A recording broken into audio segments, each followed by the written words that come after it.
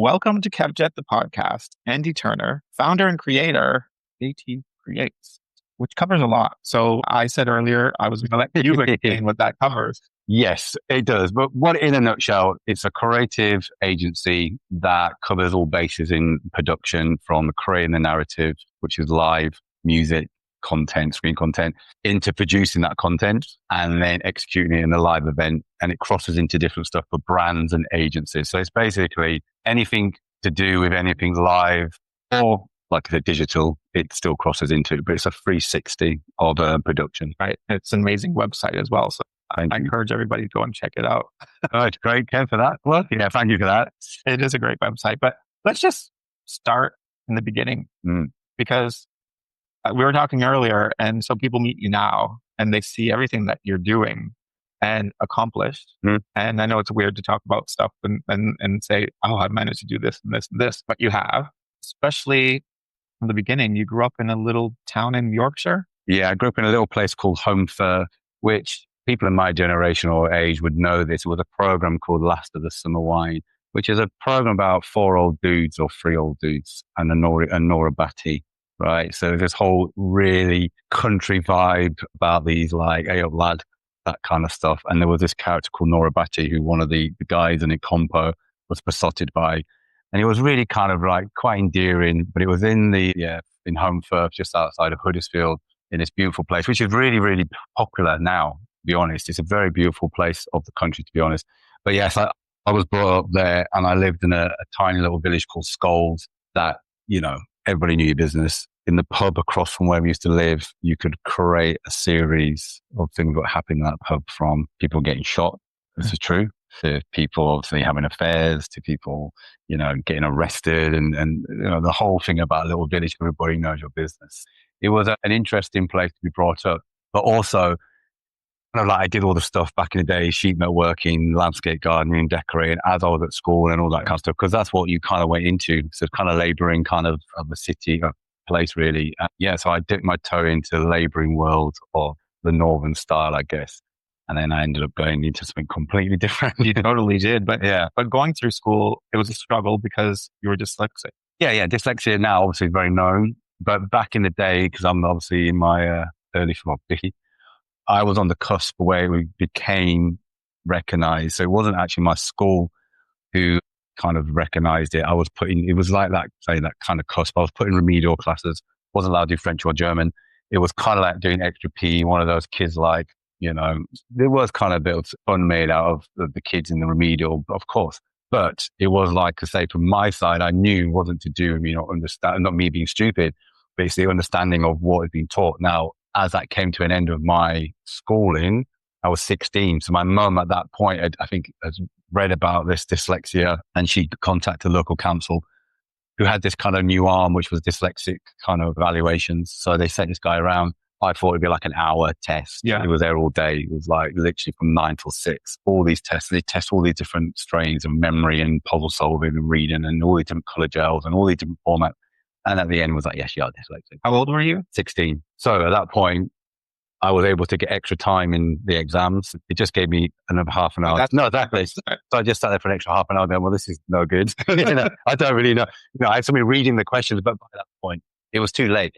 But that actually helped massively, because I did get 2 GCSEs at school, which was drama and art, because they were the creative outlets what I could do. And because I had this kind of like valuation, I was able to go to Huddersfield Technical College to do drama, which was BTEC, which changed my life really. And it was to do with a woman called Julia Winterson, who basically gave me the chance, because she said, look, we think you've got something to be an actor, and come to this college. But because of your dyslexia evaluation, now we can kind of, you're supposed to have 4 GCSEs. We can kind of accept you on and we'll give you extra help. And, if that wouldn't happen, I don't know where I would have been. So that's why I originally went to be an actor. So that's where it began. Were you 16 when you thought, I'm going to get into drama? Or did you always want to do that?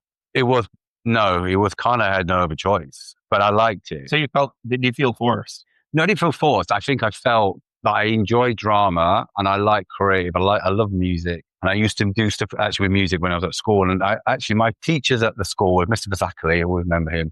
with my music teacher, and I used to make little things up. He was like, you've got ear for music, and you've got an ability to hear things. And then drama was like hand in hand, and I had a brilliant teacher called Mrs. Bolsa, who was amazing. And then, those two was kind of what I was doing. And then art was my other choice. My dad was an amazing drawer, and, I could draw. So it was going to be either go to art school or drama. Yeah. So I went for drama. Wow. Yeah. So tell me from there how you ended up doing ballet. Yeah. But it's quite interesting this in a way, because I've literally just reconnected, and I'm speaking to tomorrow. There was 3 of us at this college. There was a guy called David Walker, Jonathan Chervick, and myself. And we were like 3 friends. And it was quite interesting that we was kind of split into our little pockets in a way as the course progressed, because the first day or the first week, I don't think it was the first day actually, we had an induction, and they had all these different subjects you can take.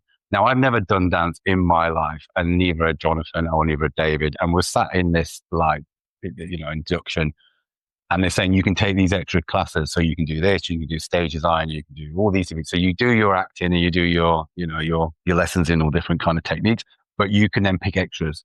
So this woman came in, Julia Wilson, and she was a dance teacher, and she was like, we're going to do this dance stuff, blah, blah, blah.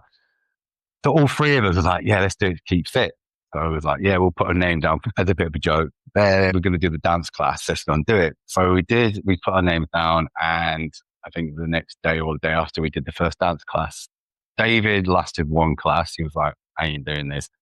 So me and Jonathan kept with it. And that is basically where everything kind of really changed, really. I started to do this dance class, and it was kind of movement, and, and what I thought at that time was this what dance was about. So it was, but it was like the beginnings. And as that course progressed over 2 years, I kind of was like trying to choreograph where I could dance. I was trying to do dance notation where I could dance. It was like, there's a notation form called Laban notation, which how you write movements down, but I was kind of creating my own. It was all a bit weird, all back to front. And I just really got into it. And then I started doing stuff with Errol, my second name, but like a local community dance teacher. So I was doing more stuff with him and doing more classes. And then it just got to the point, Kev, where I was like, actually, I think I want to be a dancer. And how old are you at this point? I'm like probably 17. So 17 years old, because what it was, you do the first year, the second year is then geared to where you're going to go to. Yeah. So if you're going to do, you want to go to, say, try out Parada, they will concentrate on what you need for the audition and so forth. So let me just ask this question. You're doing dance at this point. Yeah. From this small town in Yorkshire. Yeah. So what are the thoughts of people around you? Oh, yeah, completely. There was like the obvious, it's gay, obvious, bit like, you go out to the local chip shop and be like, because this is what it was. I used to lay it down the line. Yeah, people knew more about it because of the local paper, which I'll come to. But generally, it was only till that point that people really started to know. In my little village, obviously in the, the local pub, I'd go in there with my mum and dad and stuff, and it was very close knit. And, it was like, oh, I'm thinking about becoming a dancer. And obviously my dad, from that generation was just couldn't really understand about it. So you could understand acting, but dance, no one had done anything. Wow. So it was all very, very new. And obviously I really didn't understand what it would be to become a proper dancer and just train properly. But I really wanted to do that. And I loved the physicality of it. I love music. I think music is a big thing to me anyway. And I think those two together, the emotional kind of connection to movement and actually being able to, move your body, which sounds a bit, to be able to dance, but it is a really great thing when you actually are able to do stuff with your body that a lot of people don't do. Like athletics, you are quite surprising what you can feel like when you're doing certain things with your body. So it was all that kind of stuff. But again, I don't know if it was purely interest, I guess, and a pull towards that, but also, thinking about it, my dyslexia, and I remember we did Shakespeare play and learning all the script. I was playing Demetrius, and looking back now, I don't even know how I even did that, because, reading and all that kind of stuff was all a big challenge. So, it just, naturally took me down that path to the point where then you had to decide where you're going to go. So the latter of the second year, you had to go to audition. So this is when reality came reality. So going off to submit an audition for London Contemporary, Laban, so I go to all down London. So these ones were contemporary schools. I think there was another one. But the main ones I wanted to go to were London Contemporary and Laban. And I remember going to the auditions and getting the place. It was amazing, right? So obviously, how did you feel during the auditions? Because that must have been a big thing. You come to London. yeah, it was. It was kind of like, as you'll find out probably as we more talk, I've had this kind of weird thing about me, I guess, as a kid. My mum used to always say, like, compared to my sister who still lives in Yorkshire in another village, not the one we used to live, but 4 miles away. And my mum lives in the next village, you from a 2 mile drive, you're going to 3 villages, She's stayed up there. My mum used to say when I was younger, she said, I always knew you wouldn't stay here. So the way that I probably would be, things like that didn't really faze me, really. I was more like, what you have to do. So I don't know if it's more the track of, the restrictions, I guess, in education and being pigeonholed. Yeah. But really, so I don't know if it's just a natural kind of, well, it is, because when I say the next part is pretty bonkers, I don't think it is, but then people go, it's pretty nuts. But yeah, it's just having like, you've got to do what you've got to do. Yeah. So I got into these dance schools all really happy. Now, this is then when the local papers got hold of it, right? And the local papers would be kind of like gossipy.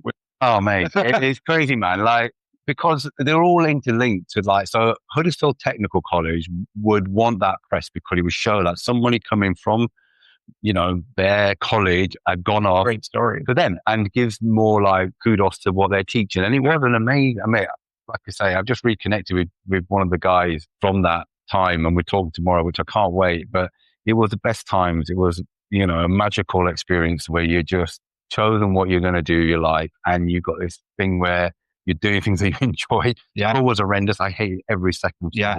And then, so the local newspapers wanted to do like a little article. So this is when it was like, oh no, it was on the front page. Okay. But now I'm walking around home fair and then people are going, are you that dancing? Yeah. It's like, didn't get any problems really. I think back in the day, I wasn't one of the people I would look after myself. It was fine, but you would get more stick and then you'd get people but I could kind of deal with it. I was like, at the end of the day, I'm doing, right. That's what I'm going to do. I think, life is what it is, isn't it? And I think things play out sometimes that you have no idea, I guess. But things will, like you say. But that was a pressure. Like that was pressure from your community. It was pressure, but I kind of was a bit like, it sounds so cliche, but it was true. It was really, I didn't really, I can't be saying it, but it wasn't like I really fitted in. To an extent, I had like, and I used to see things very differently. And, I was kind of like a bit of a, I don't know, bulletproof to an extent, because I think it was just the way things were. And it enabled me then just to be like the kind of like pocket attitude. You and I have the same, like I just had this documentary done about me in my hometown, which sounds exactly what you're describing. And I think that I say the exact same words that you're saying. Yeah, it's true. It's like I have a son now, and it's interesting because it's just, traits that have probably been able to get me where I've got to. And obviously there's been many, many challenges, and obviously still is challenges in life, but there has got to be some kind of mechanism that is embedded to keep you moving forward in challenging times like yourself, mate. You've had loads and still have, but you're doing what you're doing and you just kept on. And I think that's a difference. And some people have it and some people don't. Even when you're met with other huge challenges, and I've seen people meet huge challenges and not come out of it and who have sadly passed away. It's all about your personality and that kind of, you either can deal with it and you can rationalize it and you can get hold of it and you can keep moving forward with stuff to keep you going where you're going and just be determined. And I think that's one thing you either got, you ain't. Yeah. Yeah. No, I totally agree with you. Yeah. It's not always about the people around you. It's about yourself. 100%. It's that cliche. You can't fix anybody. You can fix yourself. No one can fix you. You can't fix anybody else. They've got to fix themselves. Exactly. And I've seen it firsthand and I've experienced it firsthand. But, there's a parallel universe of my life later down the line, which what my family went through, my mum, and what I saw and then what I became was just bizarre. Yeah. Like watching something play out and then me stepping through the same door. Yeah. Wow. So at this stage, you're doing auditions? Yeah. So I get into these places, I come back, it's all happy, high-fiving, and then I send my application to Kirklees Council and say that I've been accepted to go to London Contemporary, and I think it was £9,000 a term. They were like, there's no way we're giving you a grant. We can't afford to give you a grant for that. So I was like, oh no, didn't expect this. So all the dance schools that I got into were really expensive. And the council was like, we can't do that. So then I was like, oh my God, like, I'm not going to be able to become a dancer now. I was like, this is proper. So this is what brought me to this place. So I think at that time, and it was about reputation as well, there was another school called Ballet Rambert, which, as you heard by the title, Ballet Rambert. Now, Ballet Rambert, if you don't know that school, or you must have, Ballet Rambert Company is global. Their school is in Twickenham, and they have 30 places a year, 10 for boys, 20 for girls. Now, not in a million years would I ever contemplated trying to audition for Ballet Rambert because, one, I've never done ballet. Secondly, the students they have are children who've been dancing since they were 4. And there's a 3,000 plus waiting list globally to come to the school. But I had no other, no other choice. So I was sat in the pub with my dad, and it was on a Sunday, I believe. And I was talking about this, going, look, I can't get a grant. So the only thing I can think of, going to have to go down to Ballet Rambert and turn up and ask them for an audition. Which is unheard of. No, I know. It's pretty bonkers, right? But it was funny. So my dad's friend, he was a really lovely guy, nicknamed Mr. Mosby. He was like, I'll drive you tomorrow. It's like, wow. So he was like, yeah, I'll pick you up.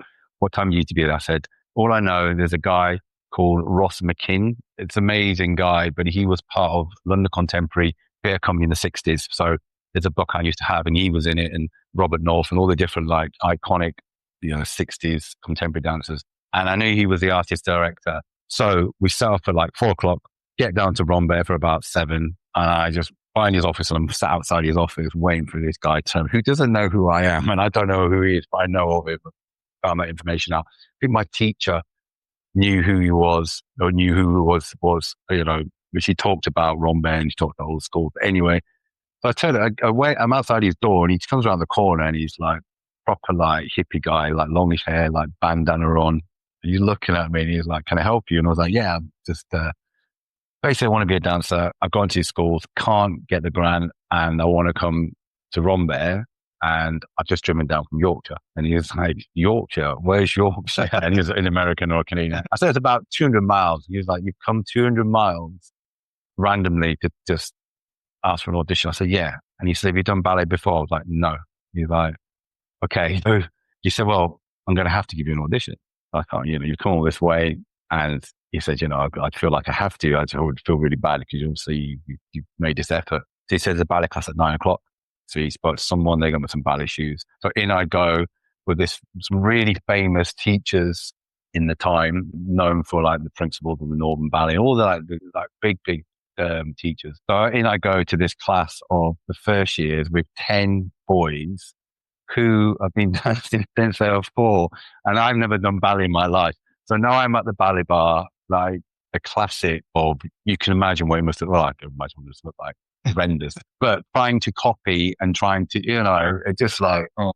But anyway, so I did that class, and he said to me, before I did the class, do the class and then wait outside. I'll speak to the teacher, then we'll have a chat.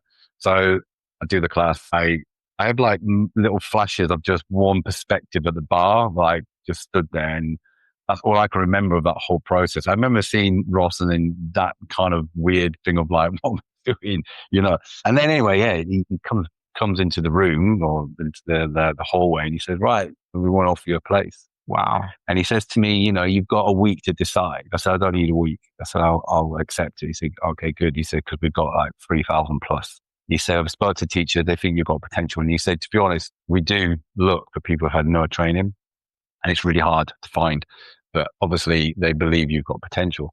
And I said, I explained that I've done the BTEC of movement. He said, yeah, this is now learning to dance kind of thing. Yeah.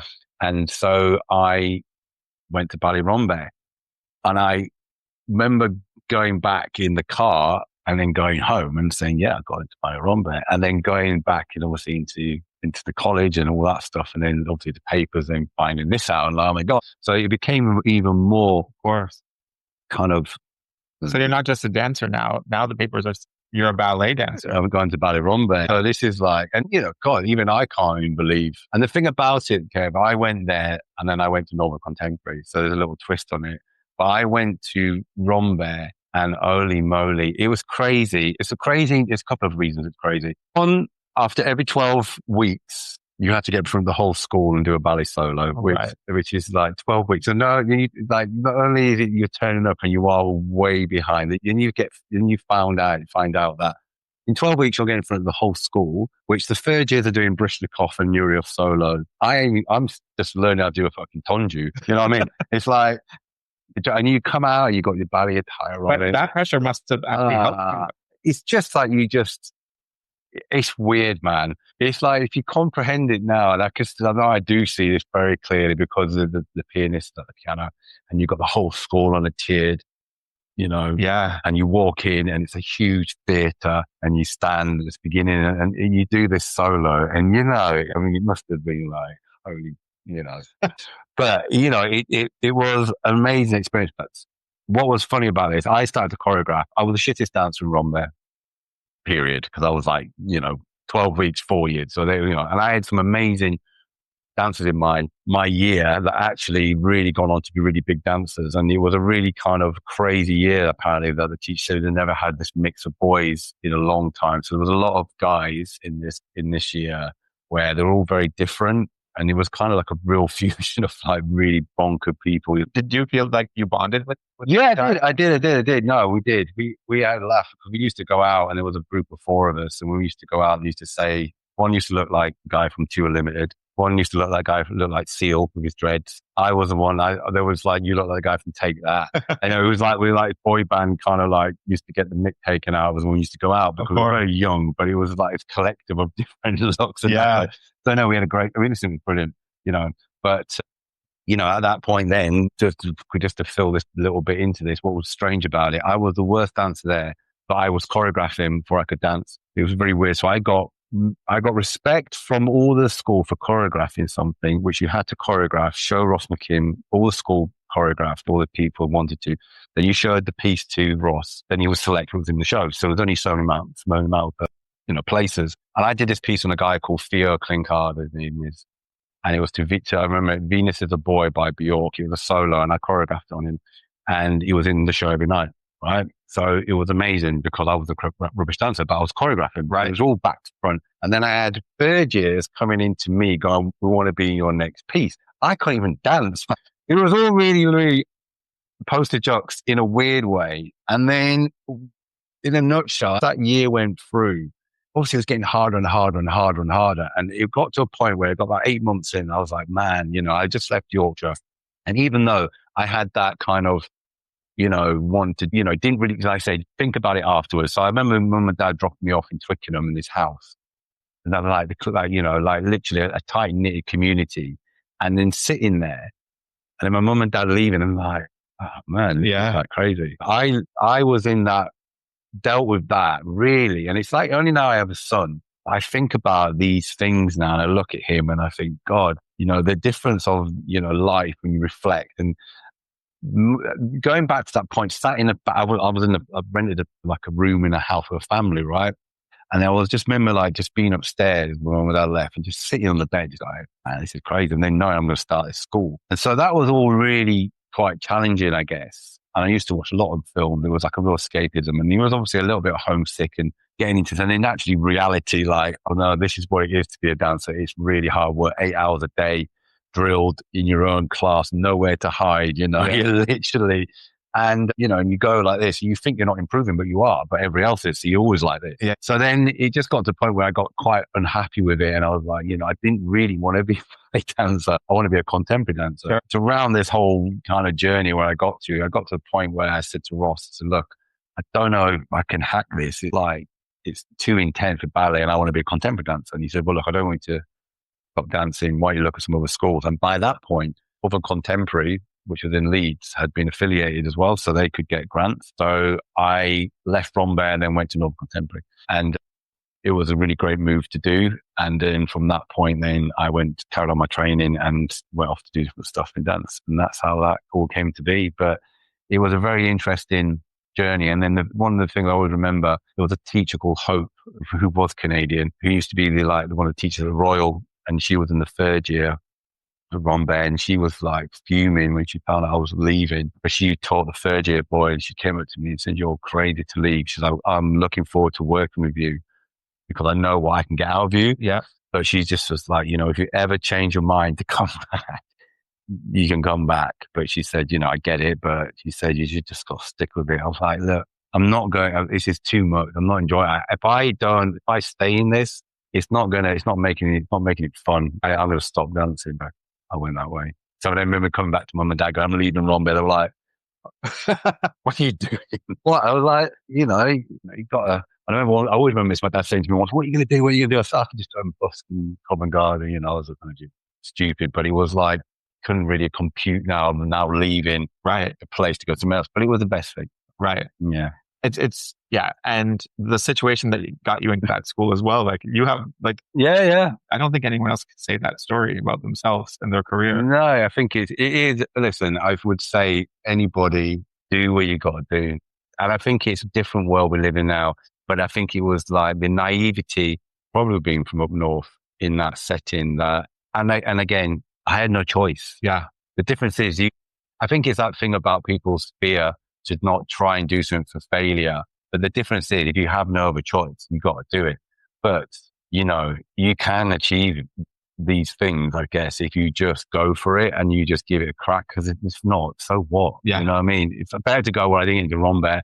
I've exhausted that avenue. But if I sat there going, but I don't know, at that point in my life, I was kind of like, just do it. Yeah. Just do it. I've got no choice. Did you have in your mind, did you know that you wanted to build the company you have now, like AT Creates? Did you know you wanted to, that's where you were going in life? Yeah, it was weird. I came after, because that's my second company. I had a company called Skin Productions first, and then that folded. And then this is where the life went a bit bonkers. And that's kind of where I'm going. But yeah. But basically, after I finished my training and I left Northern Contemporary, I was trained in contemporaries and I never did commercial stuff. So I went to, contemporary companies where artistically amazing, financially terrible. And it was then obviously because of my height and obviously certain things I was able to work in the commercial world. Now I wasn't trained in that stuff, but I came down to London and it was like, there's a whole kind of like new world down here. Because the classical schools and the contemporary schools, I think it's different now. They don't really tell you about the commercial world. They talk about contemporary companies and the artistry. So say like Studio or, I don't know the ones in London, but they're more geared to that. Now it's a bit more spread open, I guess, because, the industries are not that thriving as much. But commercially, there was a lot of opportunities. And then, coming down to London, I saw it from like what I always say is, it's like you're on a party train, that train will finish. You've got to have something else. But even when I started coming down to London, and I have a friend of mine of many, many decades now, and I always remember you saying to me on the train, I'm going to have a company. And he didn't really know me. He's just come down like a month ago. And I was like, no, I'm going to have a company. And, I really want to start choreographing and I was still dancing and da-da-da-da. And so I did like probably 7 or 8 years of working. And then I met a girl called Nikki, who wanted to do the same thing. So we decided to join forces. And at that point, I was trying to get choreographic work. It was like chicken and egg. I was working as a dancer, doing the commercials, doing some good commercial stuff. So working for the good agencies in London, but then trying to get a job without anything to show. It's all about your personality and your, creative speech and just how to paint a picture in someone's mind, what you could do for them. And I was trying. And eventually I got one thing and then I got another thing and then I got another thing. And then you start to build up. So at that point, you're starting to get a little bit of clients, which is the hardest thing when you have nothing. Now, I've never assisted anybody or shadowed someone. So at my career, and I've had a couple of people work, shadow and assist me who've now gone on to do stuff and learn a lot from experiencing the event. But I didn't have any of that. So it's all you learning. But even back then, my mind was really interested in all of it, the music, everything about it and how to create something. Again, looking back now, I've been doing this industry for 20 odd years now, 25 years, 26 years, I don't know. And even now I'm still learning, and how nothing changes. Yeah. But I think it's about in a nutshell, it's the human connection to something you're producing, period. And it's storytelling. Yeah. And also, as you're talking about these things, you mentioned the pub a lot. And is that where your storytelling comes from? Like where you sat there like listening to or watching things happen? Not really. I used to sit there going, I'm not going to be in here. I think it was, again, you I always refer to my little boy, you're in environments, don't get me wrong, there's nothing wrong about the environment. Yeah. That's what people do. It was quite nice. So you go in there, everybody really friendly and you know everybody. And yeah, if anybody you saw out on the street or in town or you wanted to lift home, you know this community. And there were some amazing people in there and there were some idiots as well. But generally, no, I think it was more the fact of looking at that situation and going, like I said at the beginning, it was like, I don't think I could hack this, Yeah. And then, like I said, forward fast into where I was with Nikki, we ended up starting a business. And ironically, our first office, which is bonkers, was off Oxford Street. So we partnered with another company and now we had a tiny little office, but it was directly across where the H&B used to be. Okay. That was our first office. Wow. And then we moved to Wapping to Metropolitan Wharf. And we had a really great studio thing there. And then that unfortunately went south, that business partnership of that company. And then we went our own ways. I found somewhere as I was doing my research that this is a quote that you've said. Oh, is it? It is transformational power of story. So how do you uncover that story in a client's brand or event? Well, the way I do it, it's quite an interesting one. That's a good question because listen, I think it is, again, it's about how you connect to the person who's watching about what that brand's about in the way of theatrics, music, content support, screen content. But basically, it's a story. A story is something we live in. Every single thing that people are surrounded with are, the news, TV, film, you're telling your friends something, even religion, they're all stories. Everything around us is fully storytelling based. So it's no different to understand what the brand is trying to communicate to the consumer. So how do you take that on the pinhead where you have what they are as a brand, so what they make and what they try and sell, but what is their emotional attachment to what they're trying to sell you in a corporate way? And how are you going to make that? Like, what does that look like? Yeah, I've got a great example of this though. So I did a job for Goodwood Revival. And I always remember this story. And I always tell this story because this is the prime example. So I had to go and pitch the Duke of Richmond, I think the Duke of Richmond now, at Goodwood House. And I had to go through these different people first. And basically he wanted a fashion show, but he wanted a theatrical fashion show, something a bit different. I had this idea that if you don't know Goodwood Revival, it's this amazing kind of event in Surrey, and they have all these period stuff, different cars. Have you ever been? No. You have to go. Oh my God, Goodwood Revival is a magical experience. So they have all the different cars and planes, and everybody dresses up. It's all outside, there's fairs, and there's things like pop-ups and shows, and everybody is in different types from the 50s, 60s, right? Or 20s, 30s for one. It's not up to the 80s. I think it stops at the 70s. And everybody dresses up. Wow. And everybody turns up in all their cars. And you can walk around and you buy some amazing clothes there. And what they wanted to do, they do Goodwood Revival, they do Goodwood Speed, which is the whole racing thing, which they do a big event. But it's a really great place to get, step back in time. And you're talking about a brand that wants to do something. Now I know like what they pride themselves on is a bit eccentric. It's a bit, theatrical in a way because it's that kind of storytelling. And I remember going to his office and it was like walking into Indiana Jones's room, right? What I mean by this, so his name's Charles, disrespectful, I don't remember his name, but Duke of Richmond. And I remember walking into his office and he had like Sterling Moss's helmet, all these, because his family has been involved with racing cars all their life, and all these things around, and he was sat there and he looked like a film star, and he was saying, okay, so what do you want to do with this show? So I said to him, look, what I want to do, you got your fashion elements of the eras, right? So 1940s, 50s, 60s, 70s. But in between this, I want to do these inserts, what would create a narrative. And the narrative would begin by an older couple walking past an old antique shop. They see a projector, which brings their memories back to when they were children, when they were young. They buy this projector and you see them put into the car. The show starts with them switching on the projector and they get pulled into the screen and they morph into time and they come out and they're young. And then through these little vignettes, we'll show the fashion, but between you'll see them going through their lives. And then at the end, they will recall back out and be together still as an older couple, but we would dip into the times or when the war broke out and it would be quite emotive. And, he looked at me like, he was like, I don't understand what you're going to do. I don't know how you're going to do this. I was like, you got to trust me on this. Like, it will make sense, but it's going to be a theatrical show with fashion. So you're getting best of both worlds. And you looked at me like, okay. Anyway, he said, well, when you've got some stuff built, come back. So I knew from going to your question, trying to do something different. One would connect to what this whole thing is about, passing up time. What is really the change was the wars, change the trajectory of things and how they're really significant in time. Pulling on this stuff, but really it's about a couple being alive, going through all these challenges through these decades and having this experience. And I remember going back in there when I had the music created for one scene and I actually used the Winston Churchill's speech of Declaration of War, which is really powerful and quite harrowing, really. And I had it mixed with a track by Max Richter and I put it on and he just looked at me and he was like, he went, no, you can't do that. You can't do that. I was like, he turned it off. He was like, okay, I get what you're going to do now. So it was really interesting. He went, I get it. I love it. He said, but that is pretty full on in a way, just how it makes people feel. He said, can we pull it back? But he said, I get it now.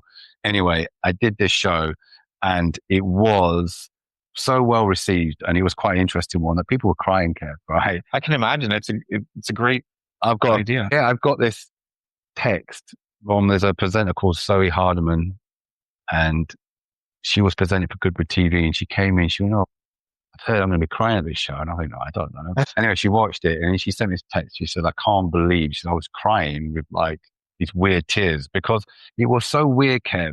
And the basic bottom line of what I'm saying is the brand is about this. It's about this era. It's amazing fashion scenes in between, but you didn't lose the story because it was like you saw a beat of it and then you saw the fashion of that era. And it was to do with the fact you started with the old couple. You saw all this. We did a pre-film of them buying the projector. It was all beautifully done. You saw the setup and you saw them come into the theatre, projector on stage. It started all this stuff. It was all wickedly mixed music. And it went through the story where he went to war and how that she turns on the radio and the Declaration of War comes on the radio and it changes the dynamic. He goes off, comes back, they get married, they have a family, they go through the eras, and then they recoil back to being old. It just took people on a journey. Now, for me, that's what I would say about your question. How do you take those brands into, communicating what they're about? And it is about nostalgia and it's about connection. And it's also about, it's emotion and doing a show that people understand. Yeah. And it's also, you have to build trust with that brand first. Completely. Next year was happy days. Yeah. And I do love that. Do you know what? I mean, like I don't want to sound arrogant, right? But I've never lost a show when I've worked for someone. And I always have the same thing. It's kind of a funny one. It's like I can convey an idea and I can get people on track, right? And I always have the same kind of reservations at the beginning because one, they don't know what they're going to get. Right. They don't know the level of detail. When I do a job, I do it like it's mine. Yeah. And a lot of my colleagues and people work with me and say, a small job, you do the same as a big job. It's the same importance, and it is. And I want it to be, if I enjoy it, and I want it to be, unique in its kind of boundaries that's possible, but something that people can walk away and that was more engaging and it had more elements. So I always pride myself on that, but it is always the first time round. Yeah. They look at you a little bit nervous. And then, even when you look at my portfolio, it's like, people don't really understand that. It's like anybody don't understand anybody else's job unless you do it, right? And you can't expect them to understand the layers and the detail like anybody's job who does something you don't know. There's more to it than you can possibly imagine. But I think it's very easily misconstrued that creative stuff is easy. Now, you can create anything, yes, but it's the intellect of it and it's the simplisticness, even though it's intellectual in a way, that it will grab an audience on a journey. And as soon as you've got them, it's an amazing thing to see. Because last thing I'll say, it used to always blow my mind. I used to do the close show live for years. I love the close show. So that's something that was probably my first kind of introduction to you, to see something that you've produced, because you guys were here in this studio. Yeah, 100%. Yeah. So I was like, how the hell are they going to bring something from our studio into like an arena setting? Yeah, no, it is mind-boggling. And that's funny because it's the creative process is the concept, the narrative, the music design, the storytelling. You paint the picture with sound, and then what we do here, we do the choreography. But there will be pieces in the puzzle. So by time we would get into rehearsals, the content would be created, screen content, and the music flow for what I want people to see and get to the point. And then we'd do, say, the movement or the dance or the duets or whatever would fit in. But really, it's the story and the arc of what is going to be coloured in by these different pieces. Please comes the last. Yeah. But it's about, yes, pushing the boundaries and knowing that you can come back with something else the next year. You know, how many times people go, what are you going to do next time? I was like, do you know how many times I've had that said to me? It's true. Like, how are you going to beat this? Yeah, but it's because you do. I do, because I live in a fantasy world, mate. I think I've had to live in a different realm in my head, period, because that's why kind of, it sounds really, again, a bit stupid, but it is like a place that I know I'm really safe in because I'm fanatical when it comes to creating. I have to do something every day, every night. I'm doing things to, You're doing several things at a time. Like always, you're always doing a lot of things.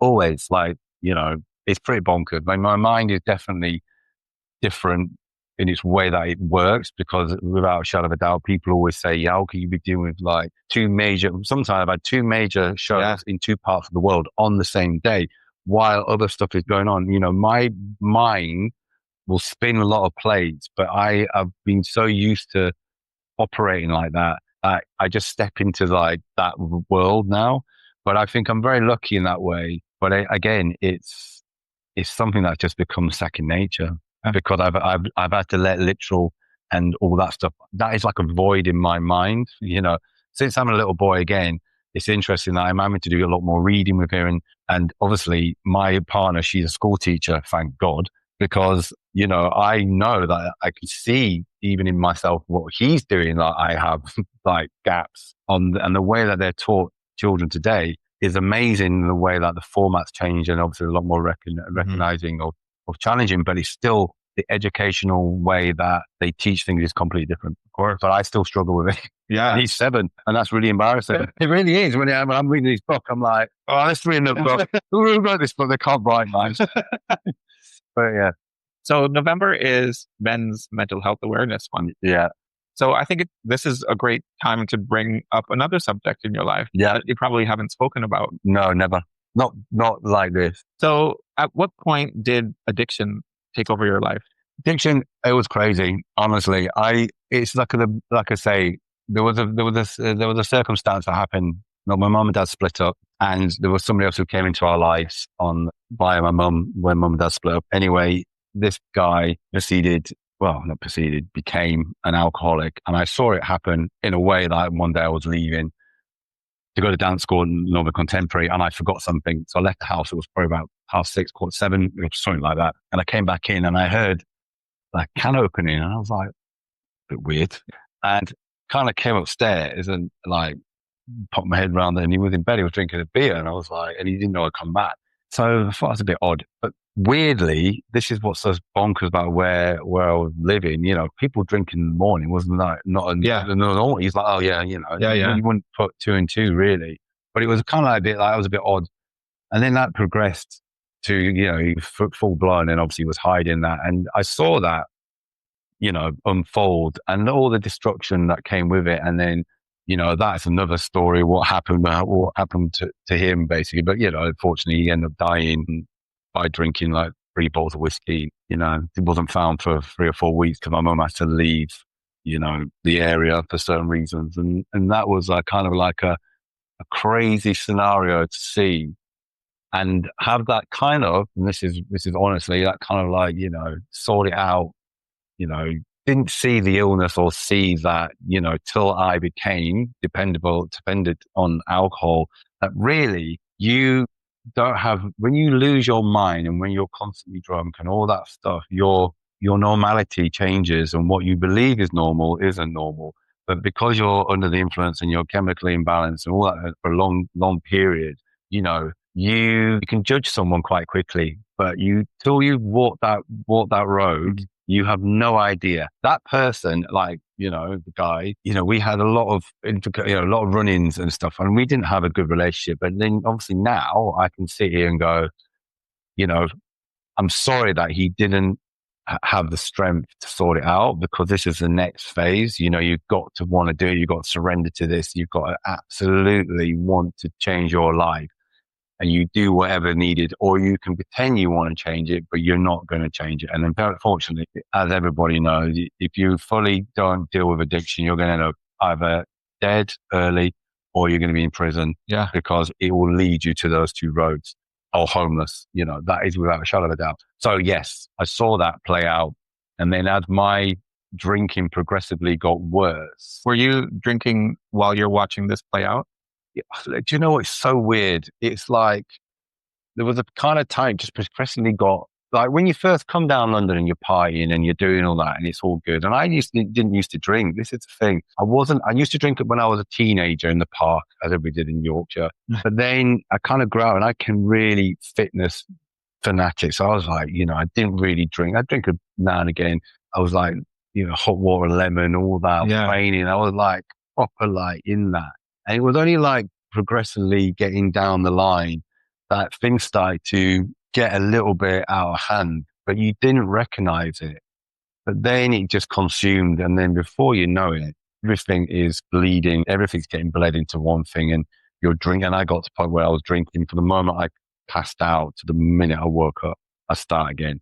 And I would go out on these crazy like adventures where I'd end up God knows where with whoever in some really dangerous situations. Don't know how I'm still here, if I'm honest. And had some real guardian angels. And I mean this, like look after me, bring me back to places, random people I've never met in my life, waking up and someone sat there, woman who'd found me collapsed somewhere, and she brought me back to my hotel because I had my key card in my hand, and she just left. She said, I didn't want you to choke on your vomit and things like that. And you're being creative. You have these big jobs happening. Yeah, I was literally, oh God, I don't know about all this going on, man, but I was literally turning up to big events drunk. Yeah. And getting through it. Because I think difference now, I think the world's different now. You wouldn't get away with that. But going back, I've not drunk now for nearly 12 years. So I've got a lot of sobriety. But obviously prior to when I actually got it and I did it properly, I probably started 2 years back or a year and a half back from that, but you relapse. And it's like I always say to people I've helped, it's like recovery has to wash into you. You program yourself and what your go-to, situation you'll do, but you've got to break that mold. You've got to change everything. You've got to change literally everything. And because if you don't do it properly and do like the steps properly, then you're not going to become sober. You're not going to become sober. Then I'm going to contradict myself here. I know someone who's not drunk for 5 years, who's not done any recovery, but they wasn't doing what I was doing, but they knew that when they drank, they turned into an absolute idiot and would get himself into circumstances. So you can do it very rarely, but for me, no, it just kind of consumed, and walking into massive pressure jobs before I sorted it out and dealing with the pressure, it was like, I went to autopilot, and it was so weird because looking back now, I don't even know how I did that. And I mean, like, it's quite funny now. I can laugh about it now, but some people who know me, who are close to me, but like you were less stressed when you were drinking, doing a job than you not. So, but I just, but it started to bleed and more. And then I'd oversleep on a job, or I'd turn up at the airport and I'm absolutely hammered because, or I'd been out all night and I had to be in rehearsal at 9 and I came in at 6 and then an hour 6 and then I'm in rehearsal. I mean, I don't even know how that functioned, but it did. So, don't get me wrong, everything kind of petered out a little bit, but I had my clients, but they was on a tender hook, and I think it was the world going back 15 years ago, slightly different in a way. And the industry that, it's a bit more party, it comes hand in hand. So you kind of got away with it because everybody else was getting smashed, you know. They don't do that now, which is good. People do, but not like it was. It was like, yeah, party time. So it was kind of like you'd be able to get away with it because everybody else was drinking. But there's a difference between partying and being hungover or keep going when everybody else goes to bed and you're still drinking. So that's the difference. And getting up in the morning going, right, if I have a pint of beer as soon as I wake up, I'll be all right. And then you just kind of back and then you can get through. When you're younger, you're just a lot more resilient, I guess, to that. Is there one situation during that period that sticks in your mind? But I think probably the one where I did a job and I remember it's because you know what happens, right? When you get to that point where you're ashamed and you're out of control and you can't and you're in this kind of weird state where you're repetitively, it's like it's insanity, you know, what's that saying, you know, to do the same thing over and over, it's the same outcome. You're doing this repetitive, destructive, and you're feeling more and more depressed and down and you're feeling sick and, you know, physically. And you're in this situation where I used to look at people having a cup of coffee in the morning and long just to do that. I used to look at people and go, how can they sit and have a cup of coffee in the morning? I just used to want that. That's how bad it got to the point where I couldn't do that. I literally would be, the only thing for me was to get alcohol in me and then I would be okay for that. And then wherever I'd end up that day, the next day, or, you know, sometimes I'd go missing 5 days, you know, that would be what would happen.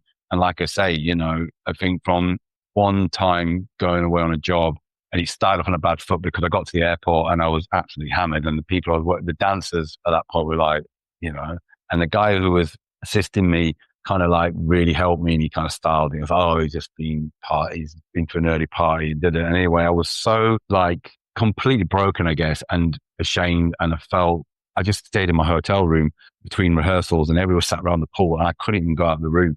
Just sat there like in a mess thinking it doesn't go away.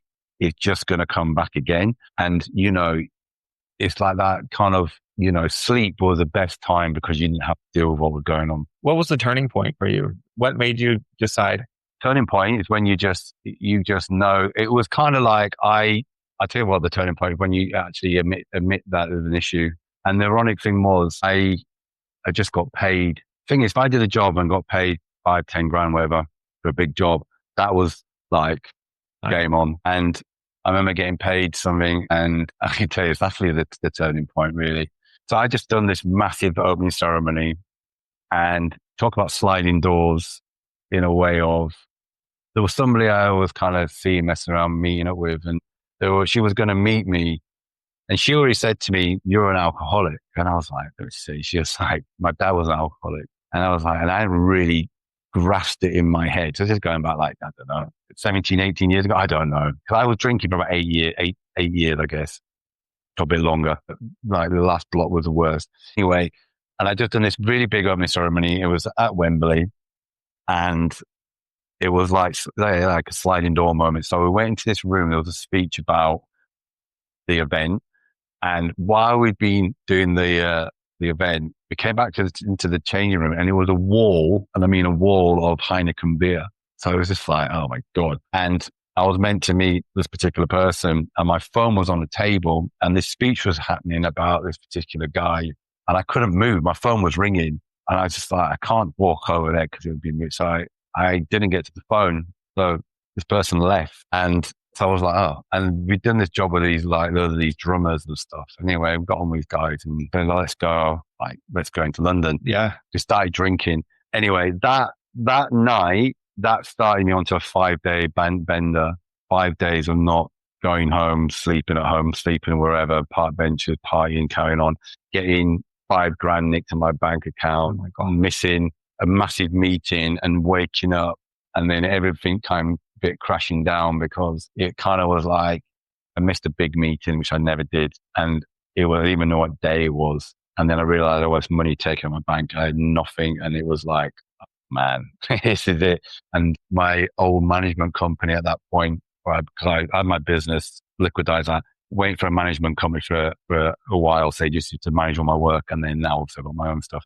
And then they called the guy who used to work with me going, what's going on? And he was like, thank God. He said, I've just been trying to hold us together. But yeah, he seriously needs help in a way because he's got this issue. And then I had to like obviously come clean and then, speak to my mum, and she was like, she didn't really, well, she knew I liked to drink, but she just couldn't, because I hid it so well. I was such a good actor, and then from that point, like I say, it still took me about a year and a bit to get it, because, and then you're in a place where now everybody, your close people know you've now got to deal with this. There's no way of getting around it. And the only way to do it now, you're going to have to go to recovery, and you're going to have to walk into AA, still drunk, knowing that everybody knows, knowing yourself, you've now accepted it or said it out loud, and you ever got two choices. You're either going to do it, you're not. So, I have a friend of mine who, he's open about his recovery, but he's somebody who's on TV actually, and he's turned his life around unbelievable, and he's doing some amazing things. But he was a friend of mine back in the day, and the management company called him and said, because they knew he'd gone through recovery, and we were good mates. He said, and he went, right, I'll take him to a meeting. I remember getting there, and he said to me, look, you're going to go in here and you're going to see a lot of people with smiles on their faces, which is really going to probably piss you off, because you feel like you feel, and I know how you feel. And they're going to talk about God, and it's not about God. It's like your kind of understanding of God, a higher power, whatever it can be. He said, but I'm cool with spirituality in that way. That didn't faze me. I have my way I look at stuff. So, but it was more like, you're going to go in there and it's going to be a bit of a reality of how you fucking sat there. And it exactly was that. You go in there, and it is, you got people laughing, joking. Obviously, we've had a lot of recovery and, sort their lives out. And then you've got the newcomers who are just broken. And you just think, is it going to work? Like, cause they say, you do this properly, your life will change, your wildest dreams. You'll have, only you got to remember, not only are you in a repetitive, continuous whirlwind of destruction, but it's a craving. It's the physical, it's a mental addiction and a physical addiction. So you have two things running tangent. So even though you are dealing with mentally, like you're trying to now sort this out, your body is craving alcohol. So you're in that two-way street.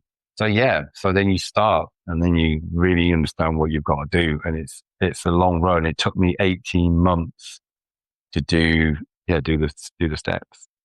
In my mind, I'm thinking, gosh, your world that you're working in is surrounded by alcohol and drugs. No, there is. It's just the way it is. Yeah, no, I remember, that's a brought back a memory. I did a job in Germany, and I just started, and I was obviously, when you start proper recovery, you do 90-90, which means you do 90 meetings in 90 days, you go, and that's it. Nothing else is important. You're not going to have a life if you don't get this under the wraps. Yeah. And that's not like you do that and you're healed. It's a continuous thing. But you have that little bit of time under your belt. And I remember going away, and there was this big party, and I didn't want to go, because you obviously got to remove yourself from these situations. And I remember going there. I had to go there because part of where the party went, a big job. And yeah, and you're in that thing, and people going to have a drink, and like, no, like, have a drink. Why are you not drinking? Have a drink. I don't want to drink. Why are you not drinking? Boring. Why are you boring for? And you're like, obviously you want to go, well, I'm going for it. You can't, because I didn't tell anybody. Right. I didn't tell anybody. I mean, only now. I mean, this is like, I'm not really, people who know me close, a lot of my clients wouldn't know. They just see me, I don't drink no more. Yeah. It's not to be embarrassed about, but I think only because now we're 12 years down the line, people feel I'm safe, because people would be like, well, you don't trust that person with our show. What if he starts drinking? Obviously I've got enough time under my belt to say, listen, my son and my world is more important than, because I have it. If you have addiction, and this is a thing fundamental, it's the step one of understanding that you are alcohol, you're unmanageable, right? If you have one drink, that will take you back. Doesn't matter how much you dress it in your head.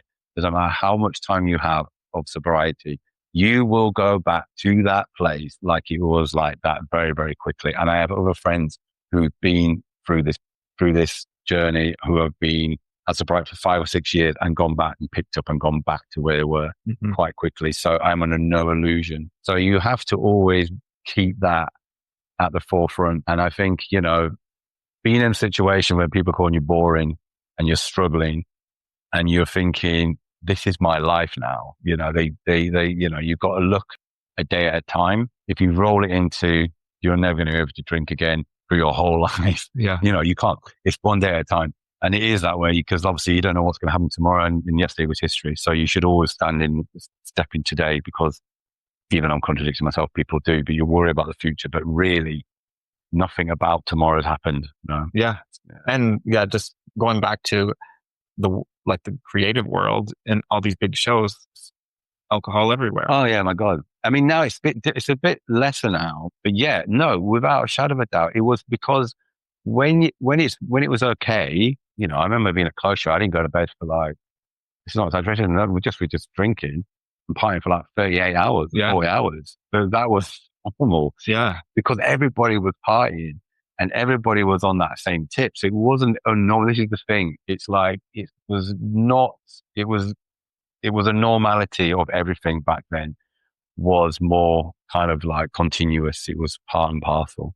But I think now people do, but not like they used to. I think everybody's a bit more, I think the businesses and I think the world's different, it's more like there's a lot more sensible kind of operational, you got to be more, you can't be that rock and roll. Yeah.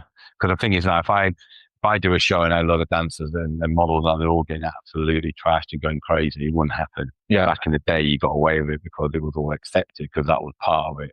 But no, it's not as wild. I don't listen. Maybe I'm old. I mean, and not what I've seen. Do you feel like you've got this, or do you ever question it? I think I've got it. I always do. I tell you, it's been interesting. And again, I think it's personal personality, because like I say, I saw my mum's partner not get it and end in the way that was inevitable. So you have that, but it's like life challenges, isn't it? My dad died about 8 years ago, and he got diagnosed with cancer, and he died in 3 or 4 weeks of being diagnosed with, right? And that was interesting in a way of how I dealt with that. I dealt with it really matter of fact, because I tell you something, and my sister was, so happy you're not drinking, because we was like glue, and it was like, I was present and I could deal with it. I knew he had like 10 days. She didn't want to know that, but it was weird because it was like the first kind of like challenge, I guess. You do your things, like you do your first Christmas with alcohol, you do your birthday, you'll do a party, you'll do a wedding, you'll go out with your mates. And don't get me wrong, I'm more like, I'm at that point now where I can look at a pint of beer and go, I love to smash that pint of beer, because I miss drinking lager, but I'm not going to do it. But then I would go out, and when people end up getting a bit drunk and get mischievous, it does get a bit annoying, but I can't be judgmental, because fuck me, what would I like? But that's the only thing. And when I see, a lot of people, a lot of my friends and my partner, like, they're all still drinking, and rightly so, do what they want to do, because they haven't got an issue with it. But when they're like hanging the next day, it's a bit bonkers. But I think, no, I would just say life challenges are the challenge, I guess. When my dad was ill, because that could have been a trigger. He could have been a trigger, definitely, but he took me the other way. I was more like satisfied, I guess, that I was able to be there and actually absorb it and deal with it, and be there for my sister and be there for my dad, and deal with it in a way that, it's a weird thing, Kev, mate. When you come out of that, and I think this is like depression, self-loathing, anger, all the things that rolled in. When I first got sober and everything, I was like fearless. Absolutely nothing. It's funny now, some things I'm a bit more hesitant on, but nothing after coming from that and being in that mental state and feeling the way I felt, nothing fazed me, because, when you're like, say, I thought I'd be dead before 40. I thought, but I kind of accepted that. Yeah. And I kind of was like, it'd be easier, you know what I mean? Yeah. Because my life was a repetitive nightmare, which would go round and round and round. And everything what comes with that addiction road was all cross addiction and all the stuff. It was just a mess. But I think it is the fact of like, would I pick a drink up to go back there? No. And then you have to preempt yourself with challenges in life, and make sure you don't. But I think, I have my son, which I never would have a child if I didn't have it. And I didn't have, we didn't have Rue till I think I was 3 years sober. And then I was like, right, okay. And that's a good thing. He's got the best dad ever. He does, actually. but I would never, even for that, that's enough Because it's that honesty. And I think the difference is you can dress anything up in your head. And, I've helped other alcoholics and been their sponsor. And, what the thing about recovery is that you give your experience and your hope and your stories. If you do a chair, you share your story to the newcomer, right? So the person who sits in that seat, like I did, looking like, oh my God, my life is done. And you see someone going, listen, I've been where you are, and let me tell you my story, because you have that connection and understanding with a newcomer. And then you tell your story and tell them not to go, well, I'm doing this now. This is good. It's about, no, it was fucking hard work, and it was commitment, and you got to do it properly. And if you don't do it properly, you're not going to get through it. It's like you either choose to do it and full out and do it to your best ability, or you don't. Like I said at the beginning of this conversation, the person can only change themselves, and that is it. If that person ain't willing to do it, fortunately, there's nothing you can do. So it's that kind of hope and strength, really, and the belief that you can, because all those things rolled into one. Going back to what I was saying about the physical and the mental addiction, you do certain practices to get this craving to leave you, right? And it's the weirdest thing, mate, because one day, if you do these things, you have to do your prayers, right? And you do your prayers in the way that you do it. And it's more about a higher power, connection to something great in you. Now, I would say, if you look up in the sky, you see a moon, right? That moon is a physical representation of something bigger, right? So if that is in our atmosphere, then anything is possible, right? And you only believe the moon because you can see it. That's right. So if you say, is there something bigger in you is going to help you? There completely is. And I am the proof of that. People who know me and see me when I have been covered in mud, beaten up in situations to where I am now and what I'm doing and what I have and with my family and toy makers and my business, they go, oh my God, you cannot dispute it. So if you trust that faith in something, if you do the right things morally, spiritually, and just, committed, but trust in something else greater than you is going to help you. It does, because one day you wake up, which I did, and I was like, I don't crave alcohol. It was like and you ask for it to be taken away. It's weird. It's really weird. And it does. And then everything starts to change. It's a bizarre thing because, like I say, there's a thing about when people say I'm a grateful alcoholic, and people get really pissed off about that. Some people do, some people don't. I get it, because what it teaches you a lot of understandable mechanisms about the person yourself, because people really are clouded by their own reaction to circumstances, and they always think it's something else or somebody else, but it's how you are reacting. It's your makeup is what is the fundamental way that you view life. It comes from within, but you project it on something else. Yeah. So when you recognize it's you, what's getting affected by somebody else's actions, or that's made you feel like that, so it's your insecurities, your pride, your ego, really, you kind of diffuse those components and it keeps you on an even keel. This is for drinking. So instead of then shifting that to resentful feeling and then getting angry and then press the button because that's what you now are justified to do, not really. You're feeling that way because it's you. So you remove everybody else from it, because nobody else is going to, you have a choice. If somebody's listening right now and they're like, oh, you know what, that's me. Yeah, because it's a lot, I'm talking with 12 years of understanding, but in the simple terms, I would say completely, if you're in a situation like I was, and everything is compressed and everything is you just feel like you can't break this repetition.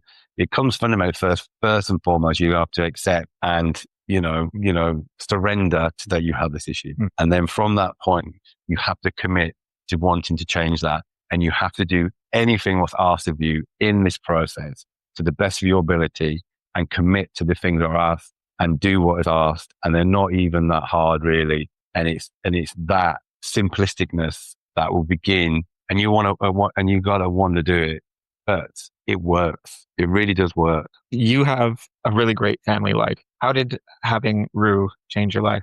That was amazing. And my partner's amazing. I mean, ironically, my partner, she been through all this. Yeah. And her dad died an alcoholic. So her dad died an alcoholic, meets me, and how we met is a very bizarre story as well, because we met 8 years ago on a job. It's another story, but the way that the universe brought us back together is so strange. And I'm like, you can't dispute, because of how we met without anything untoward, how we reconnected 8 years later at the right time. Yeah. But it was so odd, because the way that she was drawn to me, or she saw me in a crowd of 28 people, and all the people on this job, I was put with her. And the girl I was with at the time, she had an issue with that for some reason, which was unheard of, because she never reacted. There was nothing, but she had this issue. And then this whole thing kind of exploded on this job. And then I left that job. 6 years later, she was with someone on a Facebook, and she was like, I'm sure it's that guy I met at Monte Carlo on the job. And she requested my friendship, and then I didn't accept it for another 2 years. Oh my God. So it's 8 years. But the thing about it was, when I did, I was single, she was single, and we was literally a mile apart from each other. And so why I always remember this is, like, when I used to work and be on stage and be in the show, we used to work with so many beautiful people. So it wasn't anything unusual for a pretty girl that my girlfriend at the time would get a bit funny about. So she reacted in a way I've never seen, and that was so weird. Right. There was nothing wrong. So it was really strange that whatever was going on, and hence, obviously now have a kid together. And when we reconnected, I remember meeting her and going, "Oh, do you think you'll get married?" She was like, "No." "Do you think you'll have any children?" "No." And fast forward to where we are. Yeah. She obviously met me when I was like, I have a bit of a drink issue. I'm in recovery. I'm fine. And I think on that first day we were on a date, I ended up having a drink, right? Because I knew I had to deal with it, but you just kind of think, I'll be okay. And it's all like, I hadn't drunk for like 3 months. It's one of those things that happens, you relapse. And then obviously she then saw the brunt of the proper start of the recovery. And, she stuck by me and didn't walk away, and was, even to this day, she's so amazing support. And even like, if I relapsed tomorrow, she'd be like, this it's not an issue, you're human. Yeah. You know what I mean? It's like, just start again. To me, it'd be mortified. It's like, you get this time under your belt, and it's like, oh my God, to start again. It's like the mental strain of that. But I know that fact, she wouldn't, pack her bags and leave by relapse at all. And then, of course, we have our little boy. It's a story in its own. It's like we ordered him on the internet, meaning we decided, which was Joe's kind of like, we need to move this relationship on, and if we're going to have a kid, we've got to think about it. And it was like, okay, I was like, I don't know, 42, 43, and I thought it's going to be quite a long process. Anyway, 2 weeks later, 3 weeks later, she's pregnant, and then he was premature by 2.5 months. So in 7 months of deciding to have a kid, he was here. So that was a crazy momentary decision. And, 7 months later, you got a kid. How did it change your life? Everything. I mean, like I say, Kev, it was more the fact of, at that point, there was a lot of things to celebrate. When I stopped drinking and all that, I had a lot of financial debt. I had a lot of issues with stuff I had paid in some tax stuff, and I cleaned all that up. And then I had money, and I got some really great work, and I had money in my bank, like a good bit of money. And it was like it was like, there's beats in time in life where you just sit there and you go, everything's good. And that was like a real, again, think about coming out of misery and destruction and sadness and depression and dark places and not really nice people, to then start recovery properly. And then, like you say, everything changes, and then you're in this like dream world. So, my little boy, everything, of course. And it's everything what I strive for now. Is because, because of my situation, there's things that I still need to get cemented for security for him, I guess. And so my whole trajectory is just to make sure I can leave him something that he's got secure, Would you have this conversation with him? Definitely. I mean, God, he's 7 at the moment. But I would say, yeah, I mean, I think it's that right time, isn't it? But, it's just to process it, because, like, it is a hard, it's a more an adult grasp when you have to experience life to really understand, I guess, because life is, when you've been through your own challenges, and when you talk about certain things, you have that more of a comparison, I guess. But I think it's more about achieving if you want to achieve, But when, things get rocky, you can come out the other side, because don't get me wrong, even though it was a traumatic experience, but God, what I've learned from it and what I've become and how I view stuff is priceless. You can't dispute that. So when I think about life and other stuff, there's other things that we all don't, in life that's happened in all situations, but you have a bit more of a ground zero built up kind of mentality, because you've actually gone to rock bottom. Yeah. And then you've got to now. And when you come back out of that, you are like indestructible. Yeah. Because you're like, listen, you all the little stuff doesn't mean anything. No. Yeah. It really don't. And you know that. Yeah. Till you're in situations which are completely unique in its way, that yes, they do happen to other people, but far and few, but it does. You are in a different, mindset, because you've experienced stuff which pushes you completely different. So your layers of emotional experiences are more complex. So you obviously have more depth to your digestion of scenarios and experiences, if you can come, and how you deal with that. So you're able to then approach things differently. What are you most curious about right now? Oh, mate, I think probably, mate, that's a bit of a deep question, man. That's the wrong person to ask. No, I am I think turning 50 has been a real, it's like, again, it's reality, isn't it? I think physicality of age, I've had quite a few health things recently myself, which thank God have all come out fine. But, I went through this 6-7 months ago, and that was like I hit 50 and it was like sell by date, things started to happen. Now, again, the amount of abuse that my body had taken, maybe it's going to come back and bite me later down the line. But I think it's more about that, life and, trying to be here as long as I can be for my family, because you don't really think about that, till things come about that you're like, oh my God, things could literally change tomorrow. Yeah. As you know. So this last 6 months, I had quite a few cameras here and there everywhere, really.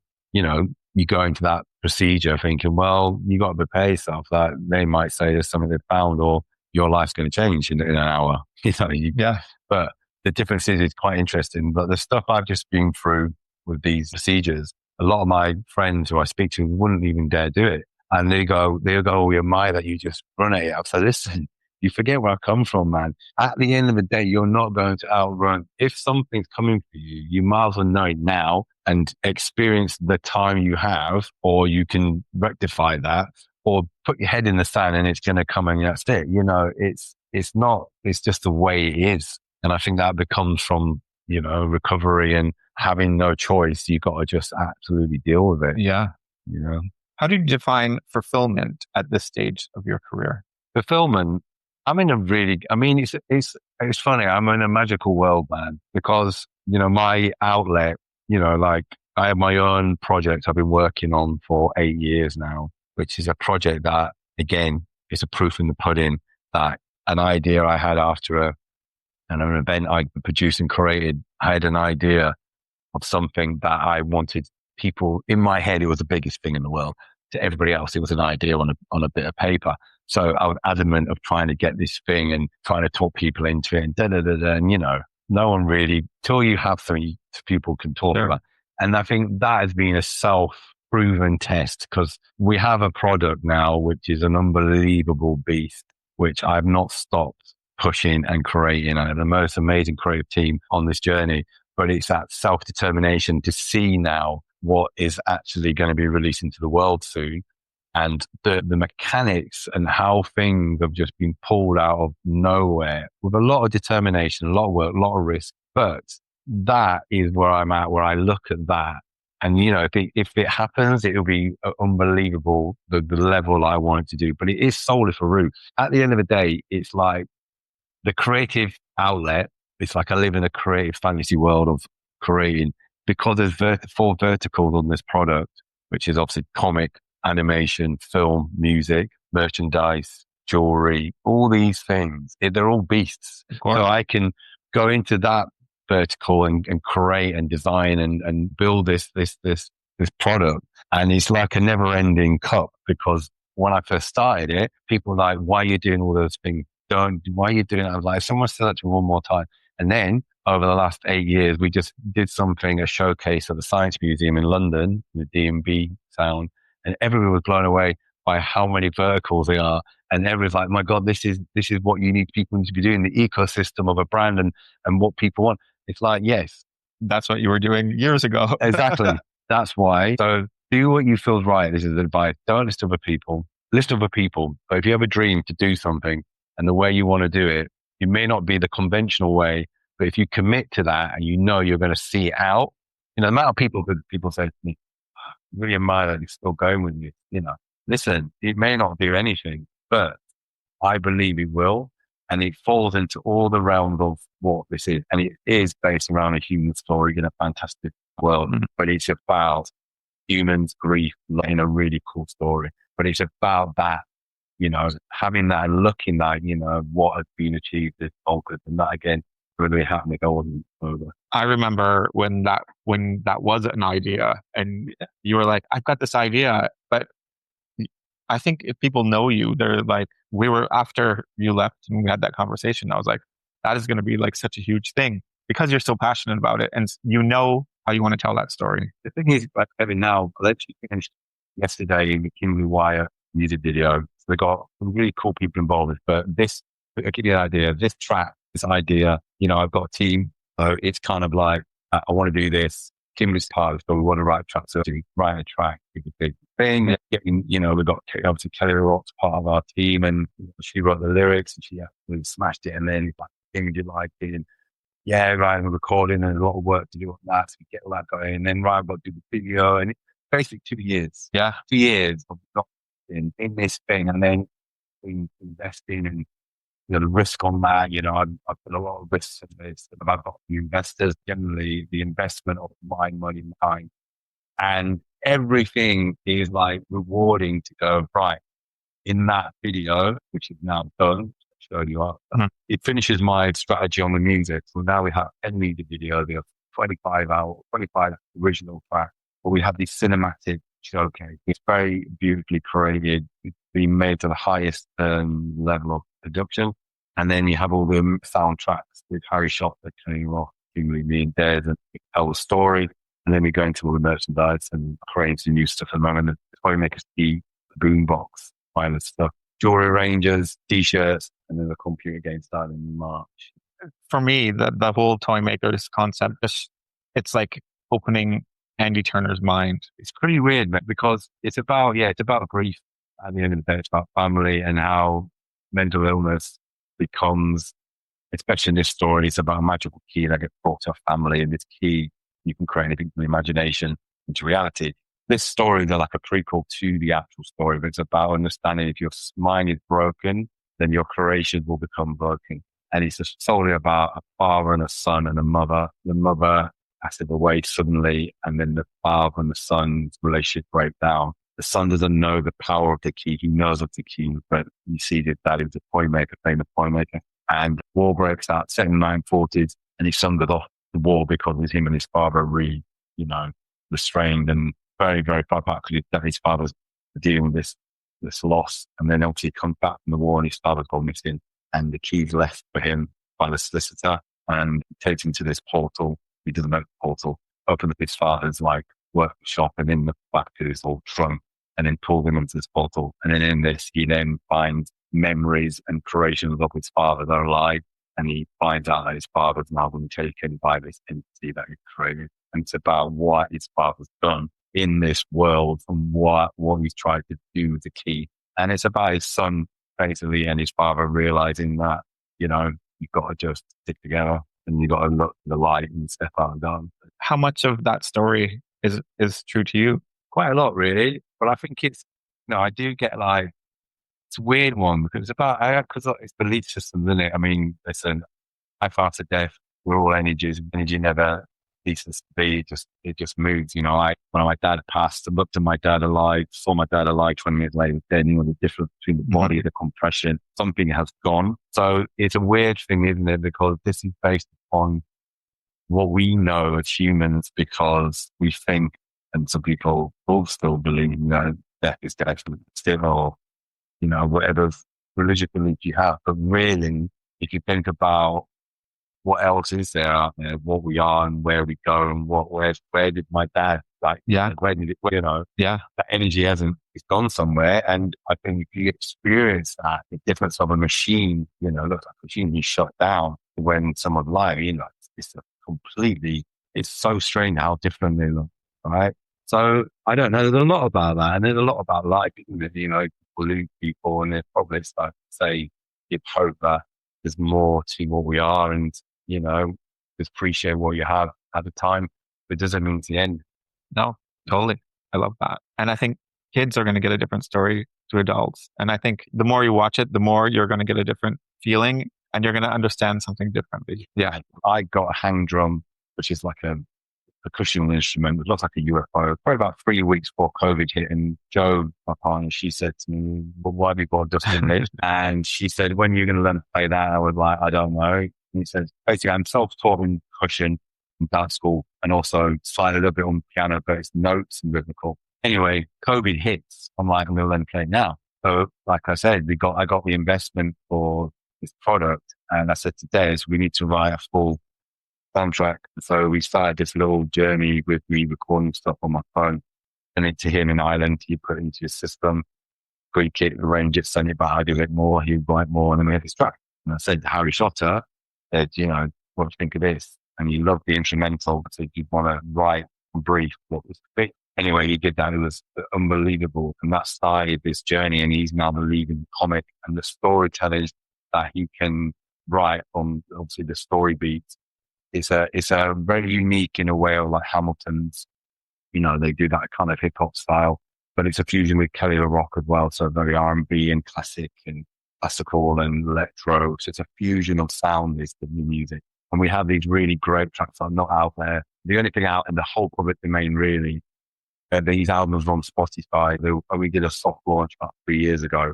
I changed the brand twice more. So I've been push back, which kind of worked out in the best way. But the music for the live show is probably some of the best that we've done.